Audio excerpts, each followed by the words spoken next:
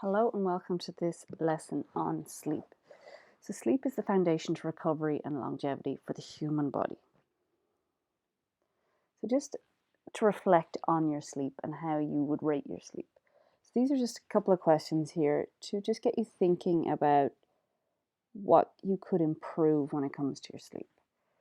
So do you know how many hours of sleep you get a night? Do you get 7 to 8 hours of sleep a night? Do you have a set bedtime? Do you stick to a bedtime?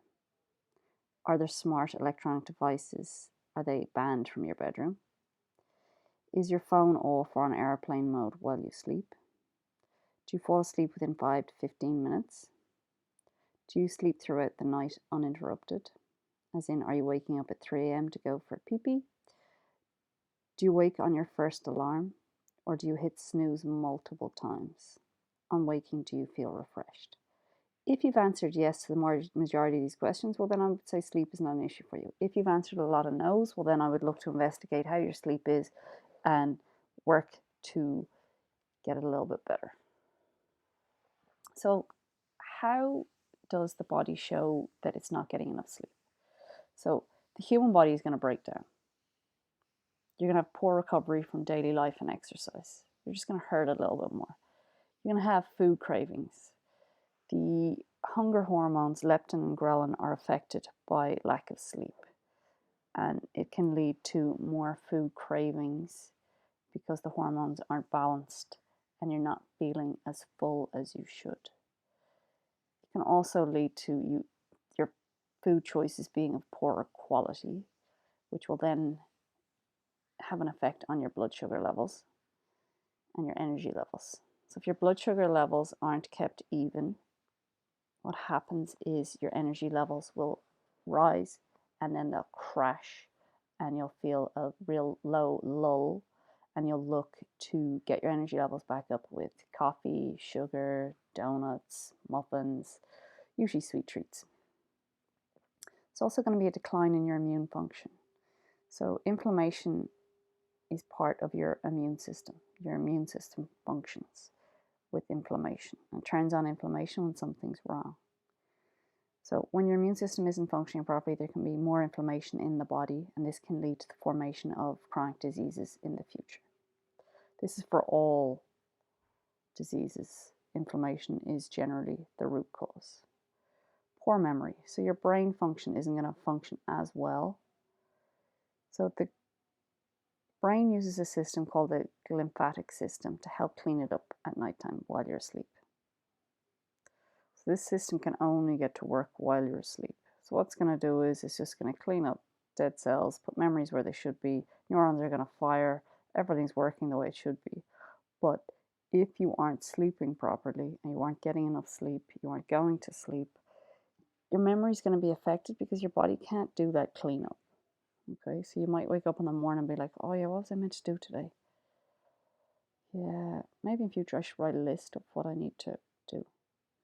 But if you've gotten good sleep, generally it's much easier for your brain to remember what you're meant to be doing.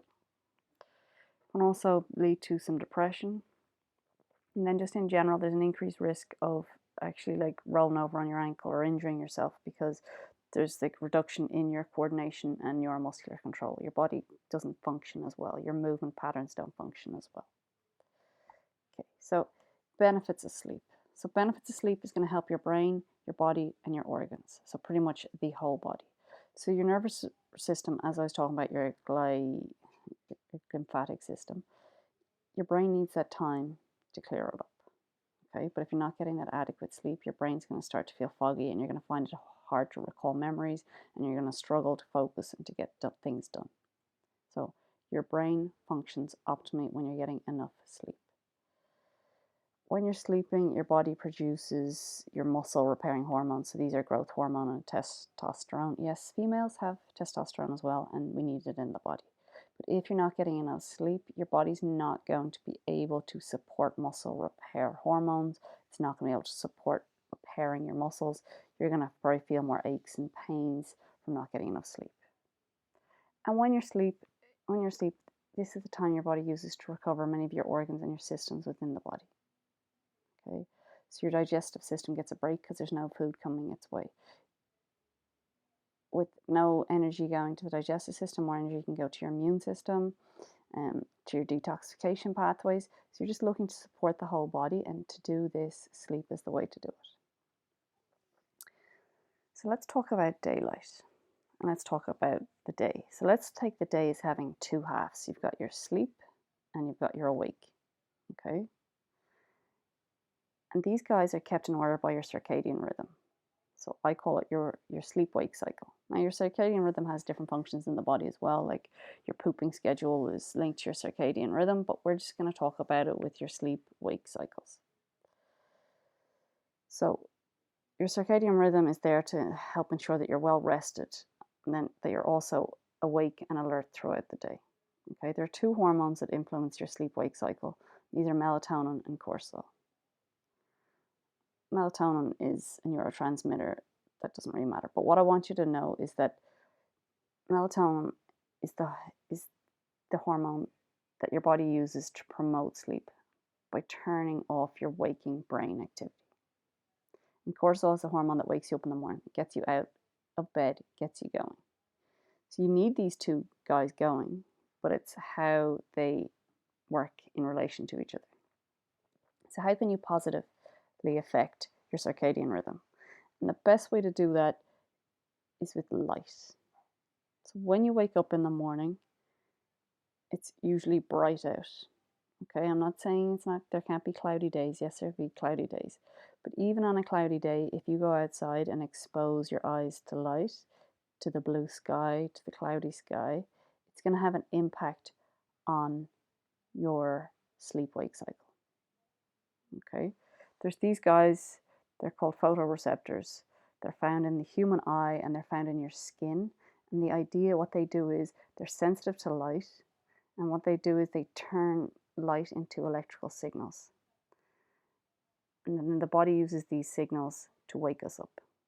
Okay, so if you see someone, they're in bed and they just have their eye mask on, but the curtains are open, light is still stimulating them to wake up through their skin. Okay, so we need exposure to blue light in the mornings to help maximize the benefit of cortisol. And this is going to help to improve your mood, energy levels, and keep you alert. And this is why blackout blinds are essential for a good night's sleep, because you don't want that light waking you up before you've gotten your 7 to 8 hours sleep. So exposing your eyes to natural daylight in the morning helps to wake you up. Daylight contains blue light, which the human body sees as an important wake-me-up stimulus. By maximizing the effect of cortisol, you're going to feel better, your mood's going to be better, you're going to be energized. So even on a cloudy day, get outside, get some light. And this is going to help to regulate your circadian rhythm on the other side as well. So if you stimulate that blue light in the morning, it's going to help with your melatonin levels in the evening. Okay? So blue light will stimulate your cortisol, but by stimulating your cortisol, it's going to have a knock-on effect on improving your melatonin. So what is blue light? So think of blue light as caffeine you inhale with your eyes and skin. Okay, it's designed to keep you awake. And exposure to blue light in the evenings makes it harder for your body to fall asleep, as your production of melatonin is hampered when you're exposed to blue light, because blue light is designed to keep you awake and keep melatonin levels low. So before electronic devices, before electricity, we would fall asleep with the rise and fall of the sun and the moon. Okay, but because we now expose ourselves to blue light, we can actually find it harder to fall asleep because our melatonin levels aren't getting where they should be. So melatonin levels will reach a certain height, it'll help us fall asleep, it'll turn off your brain and help you fall asleep. But because we're now being exposed to blue light further and further into the day, into the night, into the evening, what happens is we stay awake for longer. So all smart devices emit artificial blue light. Okay, even if you've got the blue light blocker on, there's still blue light coming out of that. So please don't be fooled into thinking that because you've got that on, you're not going to be exposed to any blue light. You are. So if you're at home, evening time, you've got your phone in your hand, or you're watching a show on your iPad, or you're on your laptop, try and get that device as far away from you as possible. Ideally watching TV, like a television show, on the wall in front of you, multiple meters away from you is way better because you're less exposed to that blue light as opposed to having that phone right up in your face. Okay, so always be aware. Yes, you can get those orange glasses to block out blue light, fantastic. Do it, absolutely, but just always be aware of blue light. Okay, at nighttime, try and set the mood a little bit lower with the lighting. Okay, you don't need bright fluorescent lights on.